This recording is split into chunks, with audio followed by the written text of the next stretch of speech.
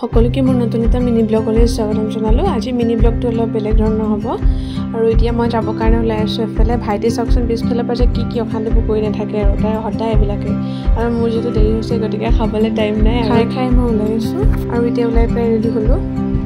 স্কুলত আহি পাই দেখিলোঁ জুবিন দাক ধুনীয়াকৈ শ্ৰদ্ধাঞ্জলি জনাই থৈ দিয়ে। আমাৰ স্কুলখন যিহেতু চাই স্কুল হয় গতিকে আজি কালি আমাৰ স্কুললৈ আহিলে চাই বাবাৰ মেইন ঠাইৰ পৰা আচলতে প্ৰেম বাহিনীখন আহিলে আৰু সেইকাৰণে এতিয়া আমি ধুনীয়াকৈ ৰথ যাত্ৰা কৰিবৰ কাৰণে অৰ্থাৎ শোভাযাত্ৰা কৰিবৰ কাৰণে আমি সকলোবোৰ ওলাই আহিছোঁ। আৰু আচলতে ৰেলীটো খুবেই বেছি দীঘল হৈছে যিহেতু সকলো ওলাই আহিছে আৰু সঁচাকৈ কৈছোঁ চাই বাবা ষ্টুডেণ্ট হিচাপে আজি এইখিনি কৰিবলৈ পাই বহুত বেছি লাকি ফিল হৈছে, বহুত ভাল লাগিছে। আমি ওলাই আহোঁতে বতৰটো ইমান ধুনীয়া আছিলে কিন্তু ওলাই অহাৰ পিছতে এয়া অৱস্থা, ৰ'দত গোটেই ঘামি হৈছোঁ।